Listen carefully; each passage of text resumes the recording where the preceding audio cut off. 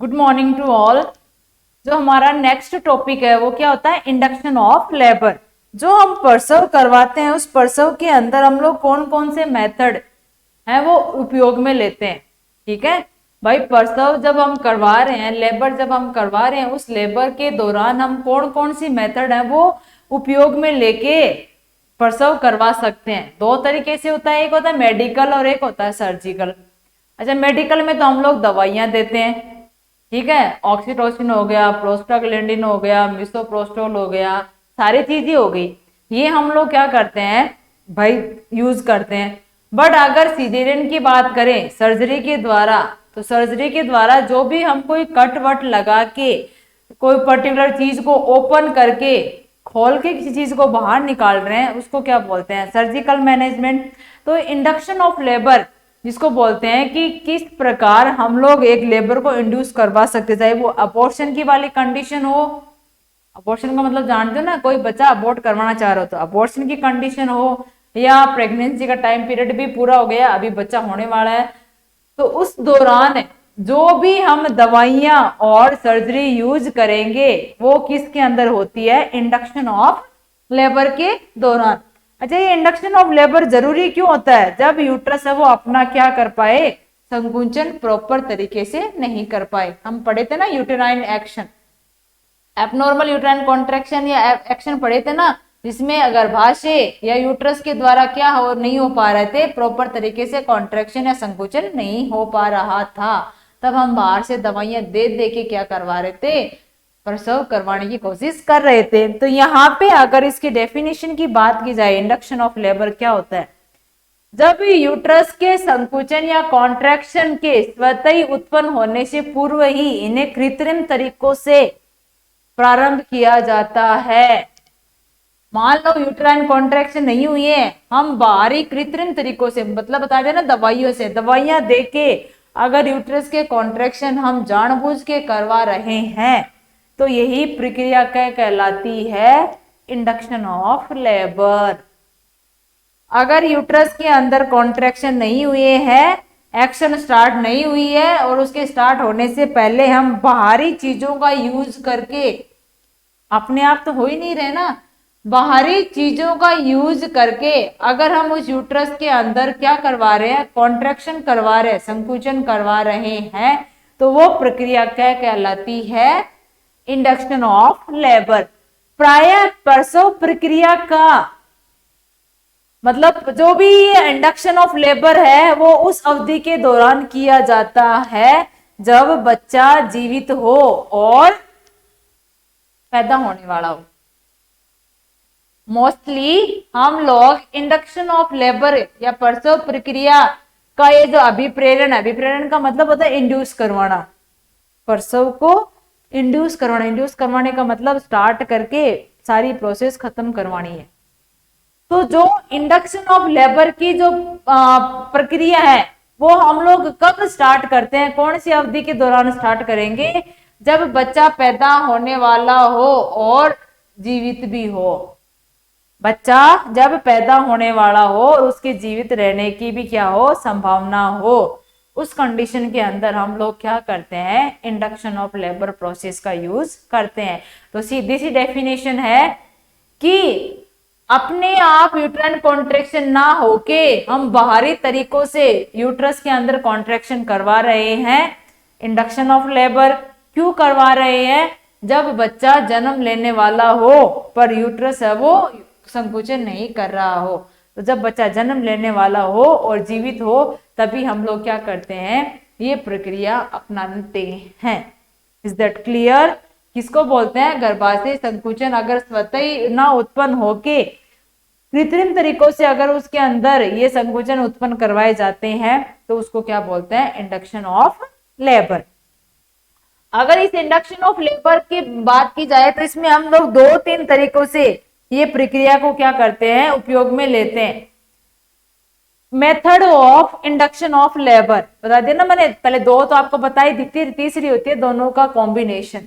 तो method of induction of labour के अंदर पहली क्या है, मेडिकल इंडक्शन, दूसरी क्या है, सर्जिकल इंडक्शन, और तीसरी क्या है, कंबाइंड, मतलब दवाइयां भी देंगे और सर्जरी के द्वारा भी क्या करवाएंगे, लेबर करवाएंगे।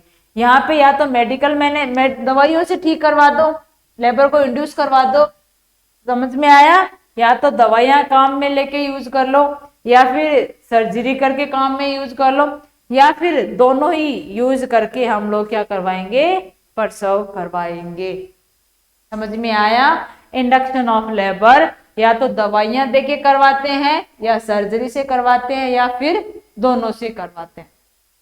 दवाई की भी जरूरत है और सर्जरी की भी जरूरत है। तो ये क्या हो गए, 3 तरीके की मेथड या विधियां हो गई जो किसमें यूज की जाती हैं, इंडक्शन ऑफ लेबर के अंदर। अब अगर यहाँ पे मेडिकल की बात की जाए कि भाई मेडिकल जो दवाइयां या मेडिकल जो इंडक्शन करते हैं, अभी प्रेरण करते हैं, उस मेडिकल में कौन कौन सी दवाइयां काम में ली जाती हैं। मतलब मेडिकल इंडक्शन के लिए हम लोग क्या करते हैं, निम्न दवाइयों का उपयोग करते हैं। पहले क्या है, प्रोस्टाग्लैंडिन E2, क्या है, प्रोस्टाग्लैंडिन E2 या डिनोप्रोस्टोन, प्रोस्टाग्लैंडिन E1 या मिसोप्रोस्टोल, प्रोस्टाग्लैंडिन E2 अल्फा या डिनोप्रोस्टोन, समझ में आया, ऑक्सीटोसिन और मीफेप्रिस्टोन। ये 5 तरीके की दवाई है।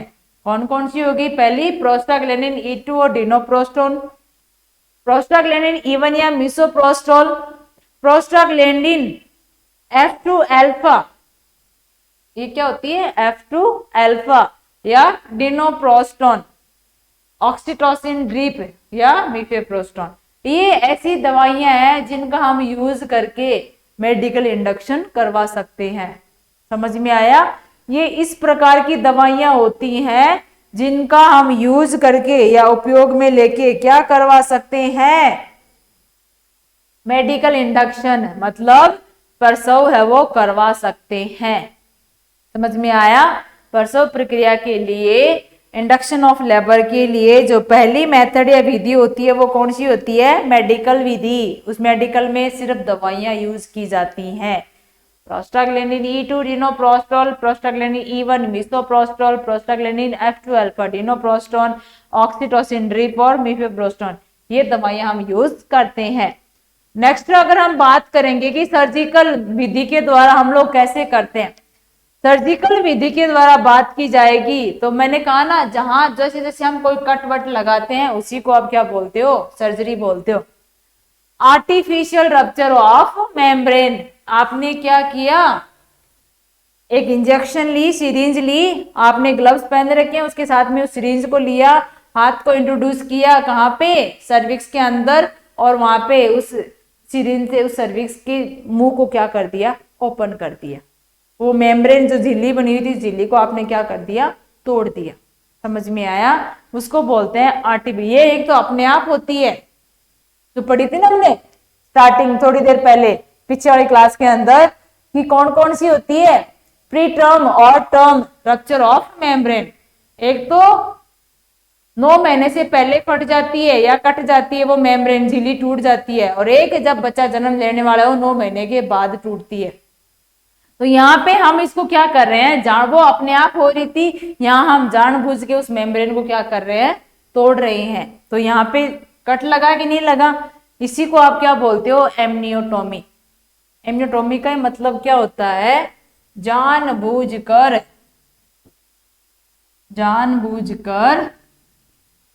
मेम्ब्रेन को हम क्या कर रहे हैं, तोड़ रहे हैं या रप्चर कर रहे हैं। समझ में आया। मेम्ब्रेन क्या हो रही है, रप्चर करवा रहे हैं जानबूझकर। लो रप्चर ऑफ मेम्ब्रेन, मेम्ब्रेन की टाइप है कि कैसे करवाते हैं, या तो नीचे की साइड से उसको काट दो या ऊपर की साइड से रप्चर कर दो। स्ट्रिपिंग द मेम्ब्रेन, और उन्हीं मेम्ब्रेन को वहां से क्या करो, टाइप कर दो, मतलब कट करके अलग अलग आपने देख लिया। तो ये आर्टिफिशियल रप्चर ऑफ मेम्ब्रेन क्या है, सर्जिकल विधि के द्वारा किया जाने वाला प्रसव प्रक्रिया है। यहाँ पे मतलब मेम्ब्रेन जो बच्चेदानी के आगे बनी हुई थी वो नहीं टूट रही है, तो आपने क्या किया, जानबूझ के वहां पे एक कट लगा दिया, तो वो वहां से फट गई, तो वो प्रोसेस है वो फिर क्या हो गई, स्टार्ट हो गई। तो ये 2-3 तरीके से होती है, या तो आप नीचे से कट करो या फिर ऊपर वाली साइड से कट करो मेम्ब्रेन को, या तो नीचे से रप्चर कर दो या ऊपर से रप्चर कर दो। समझ में है आप लोगों को? ये क्या होती है? प्रसव प्रक्रिया सर्जिकल विधि के द्वारा किया जाता है। स्ट्रिपिंग द मेम्ब्रेन, इसी मेम्ब्रेन को आप क्या करो, थोड़ा फैला दो, खींचोगे तो भी वो क्या हो जाएगी, वहां से फटना स्टार्ट हो जाती है। ये क्या होते हैं? सर्जिकल विधि द्वारा प्रसव प्रक्रिया को क्या किया जाता है? संपन्न किया जाता है। इतनी चीज आपने देखी कि प्रसव प्रक्रिया क्या होती है, जिसके अंदर हम लोग कृत्रिम तरीकों का यूज करते हैं, और कृत्रिम तरीकों का यूज करके यूट्रस के अंदर क्या करवा रहे हैं? कॉन्ट्रैक्शन करवा रहे हैं। दवाइयां देंगे, सर्जिकल मैनेजमेंट करेंगे, या फिर दोनों ही साथ में देंगे। दवाइयां भी दे रही हैं, फिर भी उनमें कुछ नहीं हुआ तो आपने क्या कर दिया? कट लगा दिया। Is that clear? समझ में आया ये क्या होता है? इंडक्शन ऑफ लेबर की विधि होती है। नेक्स्ट अगर हम टॉपिक के बारे में बात करेंगे, एपिसियोटोमी। एपिसियोटोमी एक ऐसा इंसिजन होता है जो बच्चे को आराम से डिलीवर करवाने के लिए किया जाता है। समझ में आया? वेजाइनल कैनाल से बच्चा आराम से बाहर आ जाए, इसके लिए हम लोग क्या करते हैं?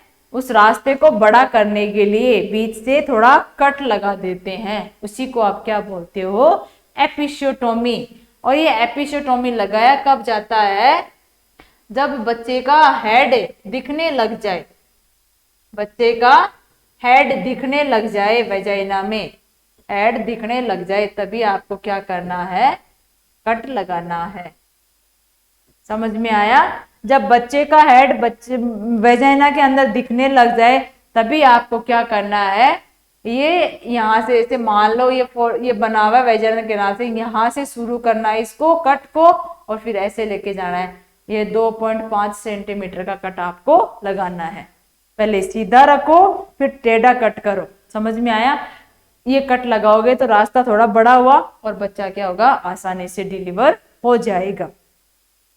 अगर इस एपिसियोटोमी के बारे में अगर हम देखेंगे कि ये कौन सी अवस्था के दौरान लगाया जाता है और कितना लगाया जाता है, तो जो दूसरी अवस्था होती है जिसमें बच्चे का जन्म होने वाला है, एपिसियोटोमी हमेशा प्रसव की दूसरी अवस्था में ही लगाया जाता है। कहाँ पे? पेरिनियम में, मतलब पोस्टीरियर वेजाइनल वॉल, वेजाइना की पीछे वाली भित्ति पे, वॉल पे या परत पे लगाया जाता है।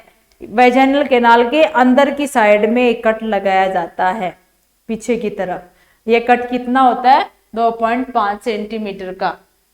तो कंडीशन क्या है? एपिसियोटोमी प्रसव की द्वितीय अवस्था के दौरान तथा कहाँ लगाया जाता है?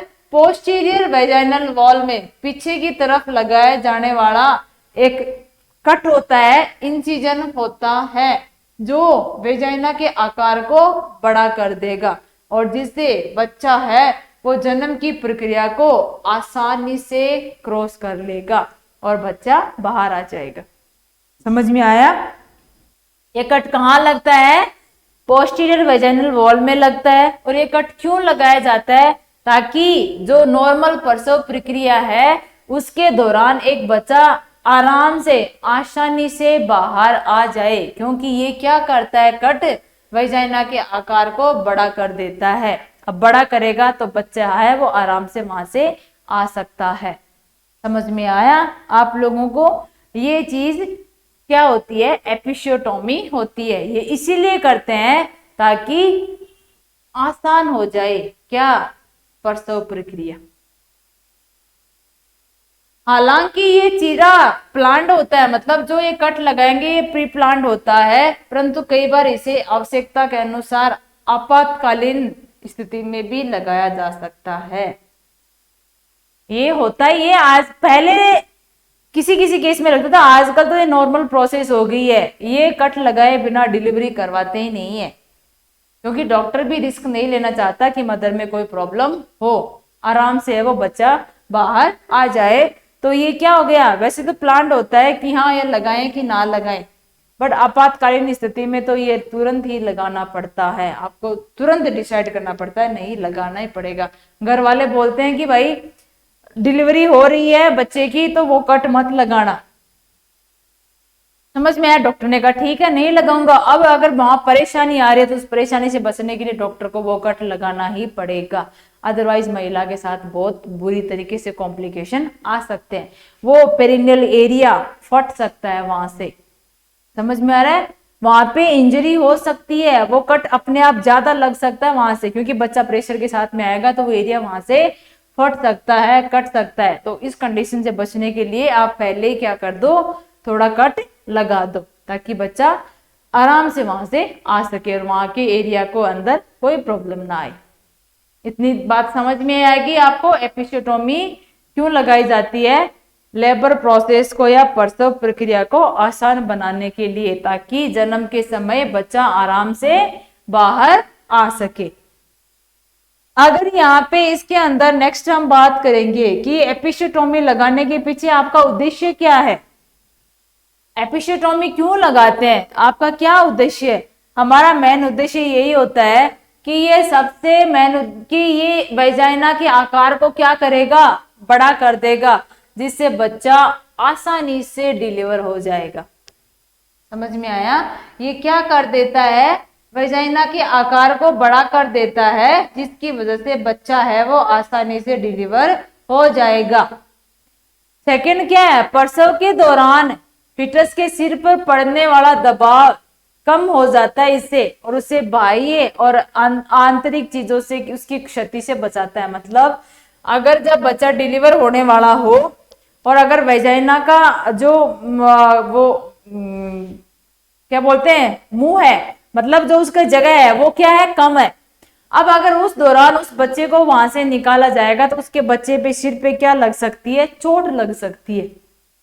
तो ये क्योंकि दबाव पड़ेगा, प्रेशर पड़ेगा तो चोट लग सकती है ना। एकदम स्मूथ उसका क्या होता है, बेचारे का हेड होता है, तो वहां पे कोई भी इंजरी या स्कार बन सकते हैं।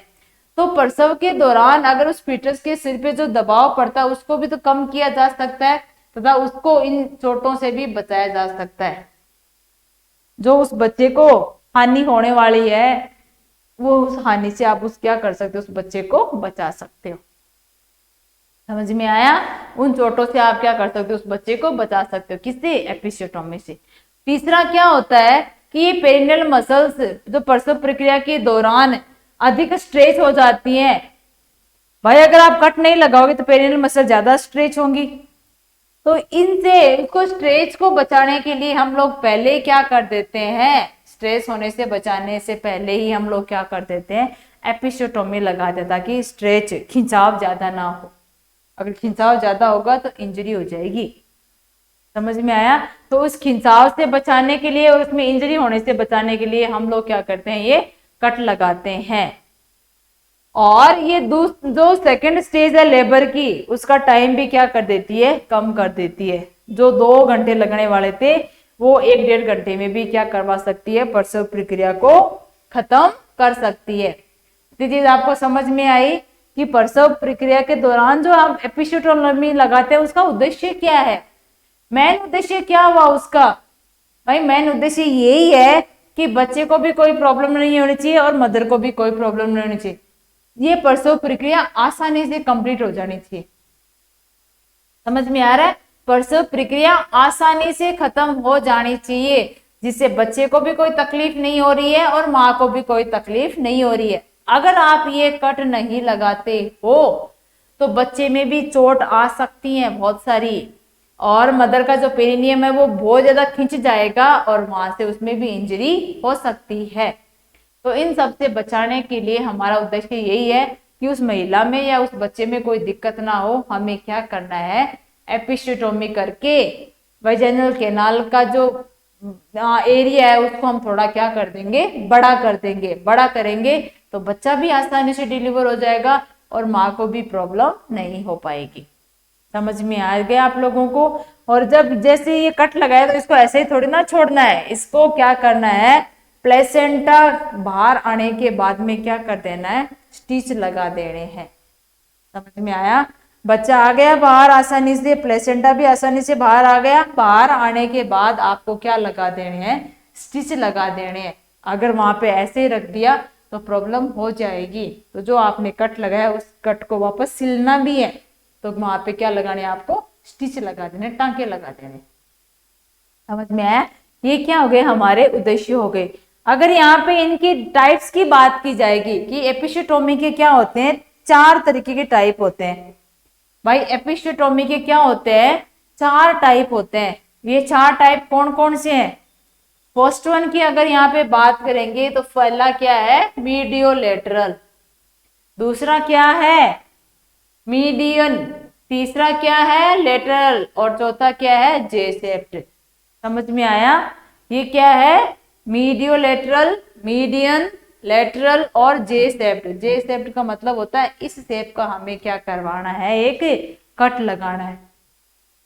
अगर यहाँ पे हम 1 बाय 1 देखेंगे तो ये जो पहला मीडियोलेटरल है, यहां से लाइन कट स्टार्ट हुआ और कहाँ चला गया, सीधा। दोबारा देखना, अगर यहाँ से कोई कट स्टार्ट हुआ, ठीक है, यहाँ से आपने कट स्टार्ट किया, इतना लेके आए, फिर यहाँ ये लो, ये मीडियोलेटरल हो गया। ये इस साइड से भी हो सकता है और इधर भी, मतलब लेफ्ट भी जा सकता है और राइट भी जा सकता है। मीडियन का मतलब क्या होता है, मीडियन में हमें डायरेक्ट कट कहाँ से, यहाँ से स्टार्ट करना है और यहाँ तक लगाना है। लेटरल के अंदर क्या होता है, यहाँ से स्टार्ट किया और डायरेक्टली कट आपने क्या कर दिया, ये वाला ऐसे लगा दिया। समझ में आ रहा है? जे शेप्ड के अंदर क्या होता है, ये इसी के जैसा टाइप है। यहाँ पे माल आपको भी पता है, एक बार घड़ी में इधर तो 6 बजे हुए, इधर 7 बजे हुए, इधर 5 बजे हुए हैं। तो आपने यहां से स्टार्ट किया था कट को लगाना और कहाँ लेके गए, फिर ये देखो आपने यहाँ पे ऐसे 7 बजा दिए, या फिर इधर से लिया तो इधर आपने क्या बजा दिए, 5 बजा दिए। तो ये क्या हो गया, जे शेप्ड की एपिसियोटोमी। समझ में आया? इसके जैसी है, इसमें हम लोग सीधा लगाते हैं ऐसे, ये लो ऐसे किया और ऐसे कर दिया, मीडियोलेटरल। या फिर आप ऐसे कर दो ना डायरेक्ट, यहाँ से ये देखो, ये लो ये कट लगा दिया, इधर कट लगा दिया, एक वाले में ये कट लगाया, एक में ये कट लगाया, और इधर में क्या, इधर से चालू किया और यहाँ ले गए, इधर से चालू किया और यहाँ ले गए। ये क्या होते हैं, एपिसियोटोमी के दौरान कट लगाए जाते हैं। समझ में आ रहा है? ये कट होते कितने हैं, ज्यादा से ज्यादा 1.5 से 2.5 सेंटीमीटर, बस 1.5 से लेके 2.5 सेंटीमीटर के कट लगाए जाते हैं। और इनमें सबसे जो मोस्ट कॉमन होता है वो कौन सा होता है, मीडियोलेटरल। सभी केसेस के अंदर जो कट लगाया जाता है वो मोस्टली यही लगाया जाता है। कौन सा, ये टाइप दे रखे हैं पर इन सब में सबसे कॉमन कौन सा है, मीडियोलेटरल। समझ में आया? 4 तरीके के आपने क्या किए, ये कट लगाए, और ये कट आपको पता है इनमें से सबसे मोस्ट कॉमन जो कट है वो कौन सा है, मीडियोलेटरल। कितना, 2.5 सेंटीमीटर का। समझ में आ रहा है? 2.5 सेंटीमीटर का आप क्या करते हो, कट लगाते हो। ये एपिसियोटोमी के क्या हो गए, टाइप हो गए। अगर आप डायग्राम से देखोगे कि एपिसियोटोमी का जो मीडियोलेटरली कट लगाते कैसे हैं, इस डायग्राम के अंदर आपको चीज विजिबल हो रही है, ये क्या है, कैंची जिसे कट लगा रहे हैं। इस कैंची से हमने कहा स्टार्ट कर दिया, ये देखो मीडियोलेटरल। क्या किया भाई, कैंची से हमने क्या स्टार्ट किया, कट लगाना। कहाँ से स्टार्ट किया, यहाँ से स्टार्ट किया, और ये कट कहाँ चला गया, ये लो, ये हो गया मीडियोलेटरल। दूसरा क्या है, मीडियन होता है। मीडियन के अंदर क्या होता है, सीधा कट लगाते हो आप ऐसे, ये लो, ये सीधा कट लगा दिया आपने। समझ में आ रहा है? जब भी आप कट लगाते हो हमेशा आपकी फिंगर पास में रहनी चाहिए उस कैंची का जो एक किनारा होता है। क्यों, अगर फिंगर नहीं रखोगे, डायरेक्टली रखोगे तो वो कैंची किसी दूसरे ऑर्गन में भी चुभ सकती है। तो अंगुलियों का सपोर्ट रखो, जिससे क्या हो, कैंची का जो दूसरा सिरा है वो किसी दूसरी जगह पे टच ना करे। समझ में आ रहा है? तो इन दोनों हाथों से आपको यूज करना है, और इधर ये कैंची आपने लगाई और कट कर दिया। मीडियोलेटरल मोस्ट कॉमन यही होता है, 2.5 सेंटीमीटर का। समझ में आया? कहाँ से लगता है, यहाँ से फोर्थ से लेके ये लो लेटरल साइड में आ जाएगा वेजाइना की। ये यहाँ से फोर्थ से लिया और सीधा आ गया। समझ में आया आप लोगों को? और वो 2 मैंने बताई दी, वो 2 कैसे होते हैं। उन 2 के अंदर अगर आप यूज करोगे कट लगाना, तो एक तो यहाँ पे ईज में दिखा नहीं रखा क्योंकि वो इतने कॉमन नहीं है, ये वाला कट लग जाता है। और एक यहाँ से स्टार्ट किया और ऐसे घुमा दिया, यहाँ से स्टार्ट किया और ऐसे घुमा दिया। समझ में आ रहा है आप लोगों को? ये क्या होते हैं? कट लगाने के तरीके होते हैं, एपिसियोटोमी के टाइप होते हैं। 4 तरीके के थे, मीडियोलेटरल, फिर एक मीडियन, फिर एक लेटरल, फिर जे सेप्ट। ये 4 तरीके के क्या होते हैं? एपिसियोटोमी के टाइप होते हैं। आई थिंक ये इतनी चीज आपको समझ में आएगी। एपिसियोटोमी भाई क्यों लगाया जाता है, आपका मेन उद्देश्य क्या होता है और कब लगाया जाता है? तो दूसरी अवस्था होती है प्रसव की, उसी दौरान लगाते हैं जब बच्चे का हमें क्या हो, हेड दिखने लग जाए। वो ये इसलिए लगाया जाता है ये कट, ताकि महिला को भी कोई दिक्कत ना हो और बच्चे को भी कोई दिक्कत ना हो। क्यों? क्योंकि अगर वेजाइना का जो वेजाइनल कैनाल है, अगर वो छोटी है, साइज में छोटी है, वहां से अगर वो बच्चा वहां से डिलीवर होगा तो कॉम्प्लिकेशन करेगा। क्योंकि वहां की जो मसल्स होती है ना, मांसपेशियां, वो खिंच जाएंगी और खींचेंगी तो वहां पे इंजरी हो सकती है। भाई किसी चीज को आप अगर जितना ज्यादा खींचोगे वो टूटेगी, तो अगर वो प्रेशर से खींचना स्टार्ट होंगी तो एक टाइम पे क्या हो जाती है, वो टूट जाती है। तो इनको टूटने से बचाने के लिए, इनको फटने से बचाने के लिए पहले ही आप क्या कर दो, एक कट लगा दो। समझ में आ रहा है? कट लगा दिया, कट लगाने के बाद बच्चा आराम से आ गया, बच्चे में भी कोई दिक्कत नहीं है, कोई चोट वोट नहीं लगी, वो आराम से वहां से बाहर आ गया, प्लेसेंटा भी बाहर आ गया।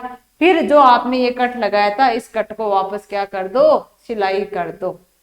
समझ में आया? जो कट लगा था, इस कट को क्या कर देनी है, सिलाई कर देनी है।